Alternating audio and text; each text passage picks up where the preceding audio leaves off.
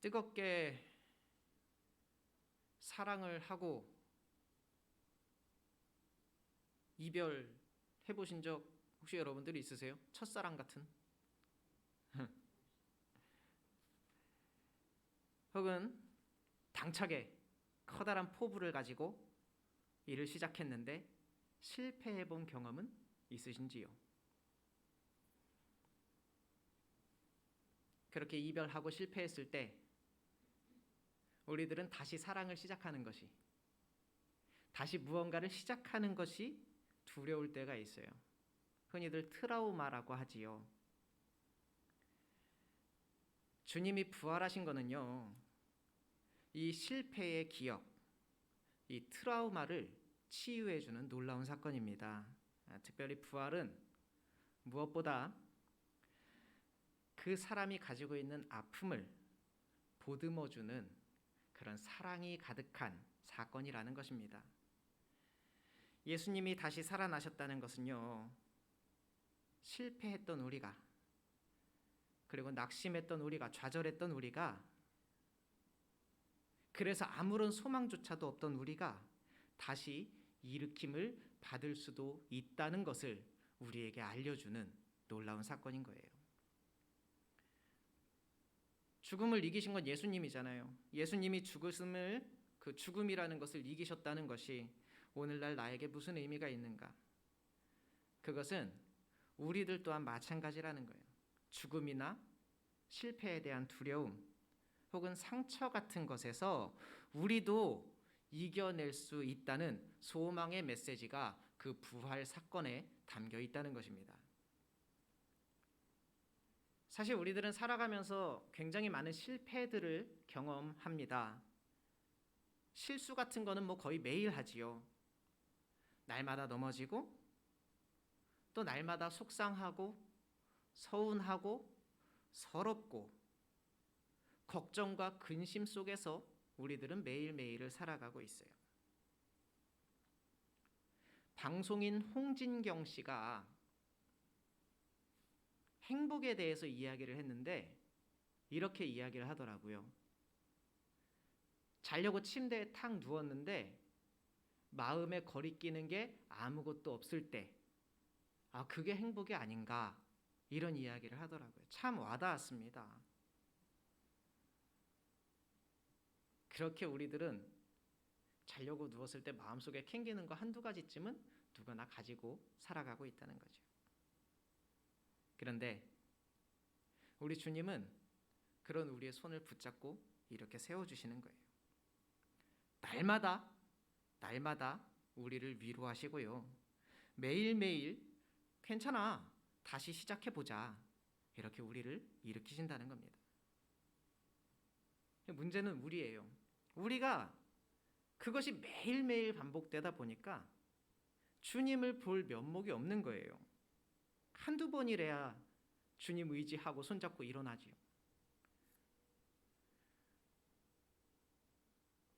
우리들이 주님께 헌신하겠다고 다짐한 게 한두 번입니까? 주님만 위해 살겠다고 한 것이 얼마나 많으며, 심지어 은혜가 충만할 때는요, 주님을 위해서 죽겠다고까지 해요. 그렇게 기쁨과 감격 가운데 고백이 우리 입술에서 막 터져 나올 때가 있어요. 그런데 한 번, 두 번 넘어지고 상처받고 그래서 삐지고 또 그래서 다투고 싸우고 갈라지고 내 맘대로 시작했다 내 맘대로 그만뒀다가 몇 번 하다 보니까 주님 앞에 너무 부끄러운 거예요. 자녀 문제로, 가정의 문제로, 금전적인 문제로 시험 들고 걱정하고 낙심할 때 있었어요. 그래도 또 시간이 흐르니까 주님이 도와주셔서 내가 잘 살아왔다고 고백을 해요.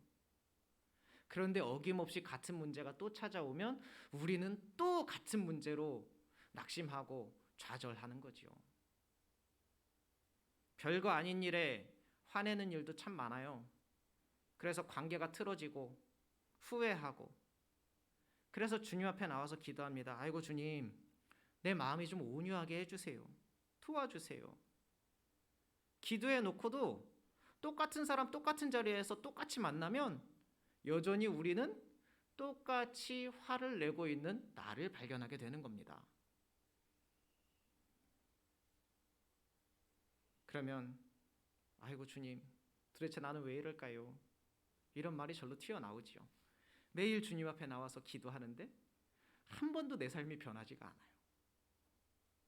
매일 주님 앞에 나와서 다짐하는데 여전히 내 삶은 그대로라는 거예요. 언제쯤 나는 더 단단해져서, 이 안이 단단해져서 다른 사람들이 뭐라고 해도 조금 더 내가 흔들리지 않을 수 있을까? 혹은 내가 더 많은 이들을 사랑할 수 있을까? 더 많은 것들을 용납하게 될 수 있을까? 주님 나에게 맡기신 그 십자가를 내가 언제쯤 감당할 수 있을까? 이런 문제들 내려놓고 우리가 주님 앞에 회개하고 기도하면 그때마다 할 말이 내가 죄인입니다. 이거밖에 없는 거지요. 부활하신 이후에 예수님은요, 제자들을 찾아갑니다. 몇 번이나 나타나셨어요. 지난 십자가의 그 충격이 제자들한테는 아직 마음속에 있잖아요. 아직도 헤어나오지 못하고 있는 그 제자들, 두려움 가운데 있는 그 제자들을 일일이 하나하나 찾아가서 다독여 주시고 다시 세워주시고 그들을 품어주시는 겁니다. 요한복음에 따르면 예수님은요, 제자들이 모인 곳에 나타나셔서 평화의 인사를 건넸어요. 그 앞장에 나와 있는 내용들이에요. 너희에게 평강이 있을지어다. 제자들한테 그렇게 이야기했어요. 그리고 그때 옆구리에 있는 자국도 다 보여주셨어요. 도마는 그 자리에 없었거든요. 그러니까 제자들이, 친구들이 야 우리 예수님 봤어, 이 얘기를 해도 믿지를 못하는 거예요. 무슨 말 같지도 않은 소리를 해. 내가 직접 봐야, 그래야 니들 말을 믿을 수 있을 것 같은데. 도마는 그렇게 얘기했어요. 그래서 이 도마 때문이었는지 예수님은 또 나타나셨어요. 도마도 같이 있을 때. 그리고 도마에게 특별히 손도 만져보라고 하시고 옆구리도 만져보라고 하시고, 그리고 예수님이 도마한테 말씀하셨습니다. 믿음 없는 사람처럼 그렇게 하지 말고 좀 믿음을 가져보는 게 어때? 네가 직접 만져보지 않고 그렇게 믿어야 진짜 복받는 사람이 될 거야. 도마한테 그렇게 얘기해 줬어요. 그때 도마가 했던 고백이 뭡니까? 주님이 나의 주님이시고 나의 하나님이십니다. 이렇게 고백을 했어요. 그리고 오늘 본문에 또라는 말이 있어요. 다시 예수님이 나타난 거예요. 디베랴 호수에 제자들이 다 모여 있을 때 예수님이 또 자꾸 나타나는 거예요. 베드로와 여러 제자들이 물고기를 잡으러 갔습니다. 밤에 물고기를 잡으러 나갔는데 그날 동이 트어올 때까지 물고기를 한 마리도 잡지 못했습니다. 그런데 예전에도 이런 일이 한번 있었어요. 밤새 아무것도 못 잡고 돌아왔던 그날. 그때 웬 사내가 나타나서 그물을 더 깊은 곳에 던져보라고 했었던 그날이 예전에도 한번 있었거든요.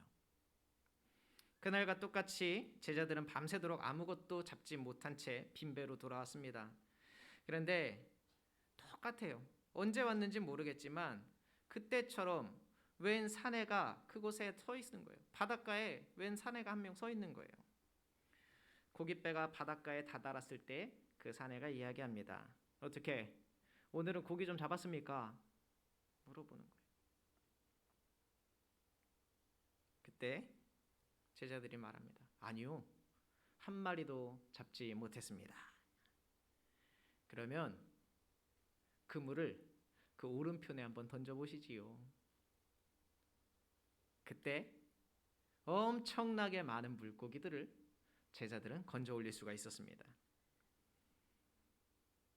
처음에 예수님은 제자들은 예수님인 줄 알지 못했어요. 새벽 어스름이라 잘 보이지도 않았을 거예요. 예수님인지 몰랐었는데 물고기가 막 올려져 오는 것을 보고 아차 싶었던 겁니다. 예수님인 줄 깨닫게 된 거지요. 고기가 많이 잡혀서 저희가 대단한 양반이구나 이것이 아니었어요. 예전에 똑같은 일을 내가 한번 경험해 봤거든요. 그때 예수님을 만났거든요. 비로소 이 제자들은 예수님인 줄 알게 되었습니다. 베드로는 그 즉시로 배에서 뛰어내렸어요. 아직 땅에 닿지 않았는데 그냥 배에서 뛰어내려서 주님께로 막 달려갔습니다. 이 베드로가 여러분 이미 주님을 모른다고 3번이나 부인했지요. 그런데 부활 이후에 이제 예수님을 또 만나게 된 거예요. 조금만 있으면 배가 땅에 닿을 텐데 그거를 못 기다리고 부랴부랴 자기 옷을 챙겨 입고 나름대로 예의를 갖추려고 부랴부랴 옷을 챙겨 입고 바다로 뛰어들어서 철벅철벅 주님께로 다가갔습니다. 그렇게 해변에 베드로가 도착해서 보니 참 감동적인 장면이 펼쳐져 있는 거예요. 숯불을 피워놓고 그 위에 생선이 노릇노릇 익어가고 있습니다. 그리고 막 구워진 빵도 같이 있었어요. 잘 차려진 음식들. 그리고 너무 반가운 마음에 막 달려왔지만 가만히 생각해 보니까 너무 염치가 없어요, 내가.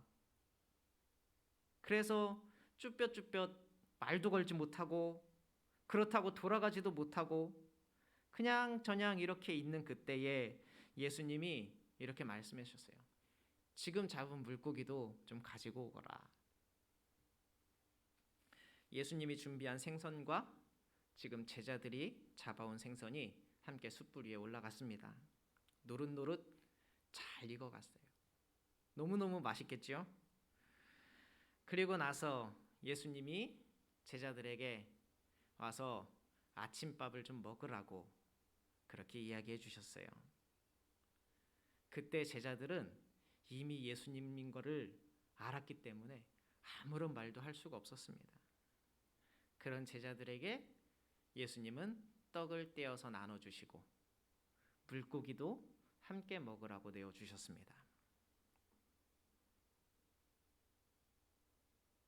이 수많은 만남들 속에서 예수님은요 단 한 번도 제자들에게 싫은 소리 한 적이 없어요. 질책하지 않았어요. 야, 이 나쁜 녀석들아, 나를 그렇게 좋다고 따라다니더니 그렇게 배신을 해? 이런 말 1절 안 하셨어요.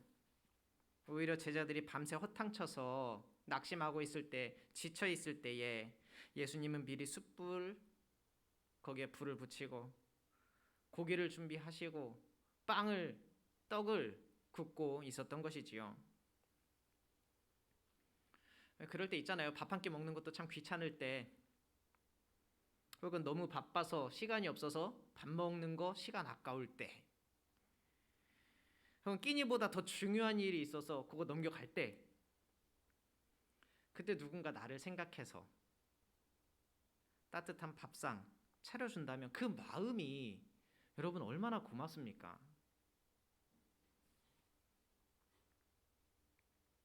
가정을 돌보시는 어머님들 매일매일 가족들을 위해서 아침을 차리고 그런 수고를 하고 있는데 온전히 나를 위해서 누군가가 밥을 차려준다면 그것도 그 누군가가 만약에 예수님이라면 그 감동은 이루 말할 수가 없겠지요. 여러분 예수님은요 그런 분이에요. 우리에게 아침밥 차려주시는 분. 그 아침은 정말로 지치고 고단한 가운데 있을 때 서프라이즈 완전 깜짝 놀란 선물이지요. 생색내지 않으시고 미리 준비해 놓으셨다가 나에게 차려주는 그 식탁, 내 몸도 마음도 다 치유되는 그런 시간이지요.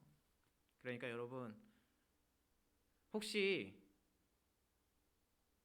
누군가 생색내지 않고 밥 차려주는 분이 있으면 그분을 죽게 하듯 하시면 됩니다.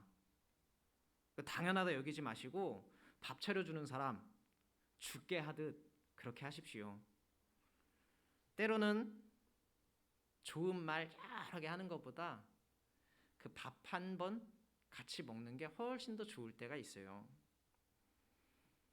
열왕기상 19장에 보면 엘리야 이야기가 나옵니다. 엘리야가 사역을 하다 보니까 너무 힘든 거예요. 지쳤어요.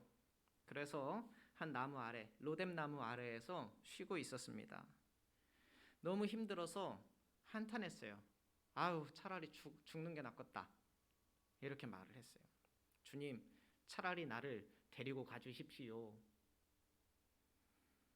하나님의 일을 하는데도 이런 마음이 들 때가 있어요. 하나님 때문이 아니라 다른 사람들 때문에 혹은 환경들 때문에 이런 말들이 엘리야가 튀어나왔나 봐요. 그런 엘리야를 보고 하나님은 나무라거나 질책하지 않았습니다. 죽고 싶다니 너 그게 사역자가 할 말이야? 이렇게 얘기하지 않았어요. 하나님은 이 엘리야를 어떻게 해결하셨느냐? 그냥 먹을 것을 갖다 줬어요. 천사를 보내서 누워있는 엘리야 옆에 조용히 먹을 것들을 갖다 놓았습니다. 이때도 숯불에 구운 떡과 물 한 병이 놓여져 있었어요. 그리고 천사가 대단한 말을 하고 가지도 않았어요. 일어나서 먹으라. 그 말 한마디 하고 슝 갔어요. 죽고 싶다고 생각했었는데 그래도 또 차려진 음식을 보니까 배는 싹 고파요. 그래서 한 끼 먹었습니다. 그런데도 마음이 아직 안 풀렸어요. 그래서 다시 주저앉아서 에라 모르겠다 반대편으로 돌아 누워 있는데 또 천사가 나타나서 밥을 쓱 차려주고 갑니다. 일어나서 먹으라. 이 말 한마디 하고 갔어요. 엘리야는 그 두 번째 밥 먹고 다시 일어나서 40일 40야 40일 동안 꼬박 달려가서 하나님이 자기에 주신 그 일들을 감당해 냈습니다. 어떤 위로보다 나를 위해서 차려주는 그 밥 한 끼, 그것이 참 위로가 되는구나. 맛있는 식사 대접 한 번이 또 지쳐있는 사람에게는 참 큰 위로가 되는구나.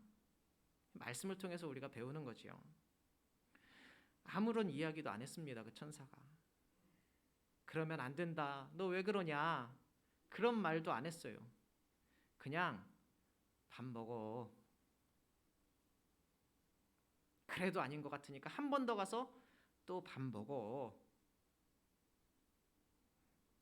그러다 보니까 엘리야 마음이 싹 풀어진 거예요. 신기하죠? 여러분 때로 실패할 수 있지요. 당연히 넘어질 수도 있고요. 또 잘못 선택할 수도 있습니다. 때로는 내 마음 절대로 돌이키고 싶지 않을 만큼 단단히 삐질 때도 있어요. 그러나 우리는 그런 연약함 속에서도 주님이 나에게 차려주는 그 식탁, 그 밥상 앞에 앉을 수 있어야 합니다. 가족들끼리 그러잖아요. 아무리 그 전날 투닥투닥거리고 싸웠어도 또 끼니 때 되면 차려진 밥상 앞에 입을 삐쭉삐쭉거리면서도 들어와서 앉는 것처럼 아무리 우리가 주님 볼 면목이 없더라도 아무것도 묻고 따지지도 않고 그저 내 상한 마음 혹은 내가 아파하는 거 지쳐있는 모습 그거가 더 안타까워서 밥 먹자 이렇게 얘기하는 주님의 음성 그 하나님의 음성을 여러분 우리가 들을 수 있어야 한다는 겁니다. 베드로는요 주님을 진짜로 사랑했었어요. 그런데 진짜 사랑을 하긴 했는데 그 사랑하는 것으로 인해서 내가 뭔가 희생을 해야 되거나 혹은 내가 뭔가 손해를 봐야 되는 그때 베드로는 무너졌어요. 사랑을 하기는 했는데 내가 희생해야 되는 그 순간에 무너진 거예요. 사랑했지만 책임져야 하는 상황에서 베드로는 비겁해졌다고요. 상대방 입장에서는 너무너무 마음 아픈 일이죠. 그렇게 나를 배신하고 떠나간 사람. 생각하면 생각할수록 속상하고 서운한 거거든요. 그래도 사랑하니까. 그래도 가족이니까. 그래도 앞으로 계속 얼굴 보고 일해야 되니까. 그래서 한 번 더 찾아가는 거예요. 나한테 잘못한 사람 먼저 찾아가서 아무 일도 없었던 것처럼 밥 먹자. 이 얘기하는 거 쉽겠습니까? 그 요청에 그래도 베드로는 잘 응답을 했던 거예요. 베드로는 그 요청에 주저하지 않고 달려나갔습니다. 너무 반갑고 너무 미안하고 얼마나 복잡한 감정이 이 안에서 왔다 갔다 했겠어요. 그 자리에서 예수님이 차려주시는 밥을 베드로는 먹었습니다.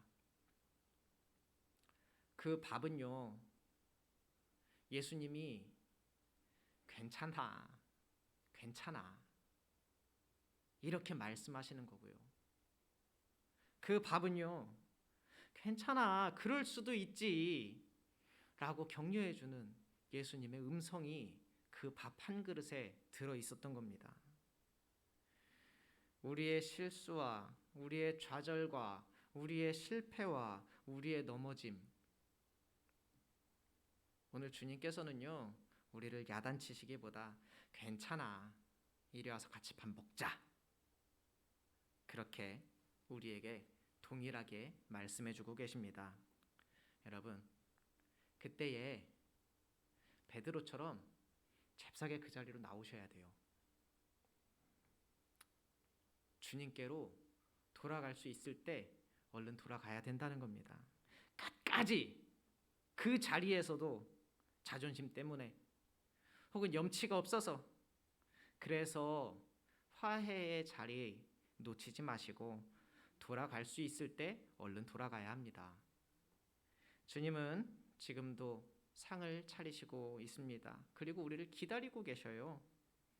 제자들이 자기들 할 일 다 끝내고 돌아올 때까지 함소리 안 하고 기다리고 있었던 것처럼 우리를 그냥 기다리고 있다고요. 내 스스로 나 같은 사람이 어떻게 주님이 차려주는 밥상에 앉을 수 있을까? 그렇게 우리가 생각하고 있을지라도 주님은 괜찮다, 네가 뭐가 어때서, 괜찮아, 같이 밥 먹자, 그렇게 말씀을 하고 계신다고요. 호세아서에 보면은 이런 말씀이 있습니다. 오라, 우리가 여호와께로 돌아가자. 여호와께서 우리를 찢으셨으나 도로 낫게 하실 것이고 우리를 치셨으나 싸매어 주실 것임이라. 이렇게 이야기하고 있어요. 내 모습이 어찌 되었든지 간에, 혹은 내 형편과 처지가 어떻든지 간에, 지금 내 신앙의 상태가 어떻든지 간에 부활하신 주님이 오늘 우리를 초대하고 있습니다. 여러분, 걱정하지 말고 나오십시오. 주님의 식탁에 와서 앉으십시오. 주님은 여러분을 아직도 사랑하시고 주님은 여전히 우리의 손을 놓지 않고 붙들고 계신다는 거예요.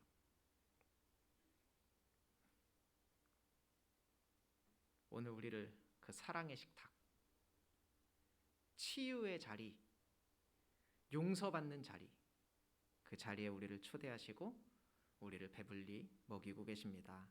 이제 그 사랑으로 저와 여러분이 회복되기를 바라고요. 이제 그 회복된 것으로 말미암아 또 다른 누군가에게 나도 식탁을 베풀 수 있는 저하고 여러분이 됐으면 좋겠습니다. 부활의 주님은 지금도 우리를 날마다 새롭게 변화시키고 있습니다. 다시 시작하면 되죠. 오늘 이러고 기도하고 가다가, 오늘 여기서 예배 잘 드리고 가다가 또 운전하고 가다가 욱 하고 올라올 때 있어요. 괜찮아요. 다시 시작하면 되지요. 주님 손 잡고 다시 시작하면 되는 거예요. 그렇게 끝까지 포기하지 않고 나를 붙잡아주는 주님, 이 정도 했으면 실망하고 돌아설 법도 한데, 그런데도 여전히 나 좋다고 쫓아다니는 그 주님, 그 주님이 우리에게 베풀어 주신 식탁, 그 식탁을 다시 이 시대에 그리고 우리의 이웃들에게 베풀어 줄 수 있는 저와 여러분 그리고 우리 대천장로교회가 되기를 주님의 이름으로 축원합니다. 기도하겠습니다. 주님, 우리는 맨날 넘어집니다. 또 매일 실망하고 서운하고 속도 상하고 그렇습니다. 너무나도 연약하지요. 그렇게 힘들 때마다 주님 손부터 먼저 놓아버리는 우리지만 언제라도 다시 찾아와서 손 내밀어 주시니 주님 참 감사합니다. 주님이 내어주신 그 사랑을 감사함으로 받아서 온전히 기쁨을 누리는 우리들이 되게 하여 주시옵소서. 베풀어 주신 모든 은혜에 감사드리며 예수님의 이름으로 기도드리옵나이다. 아멘.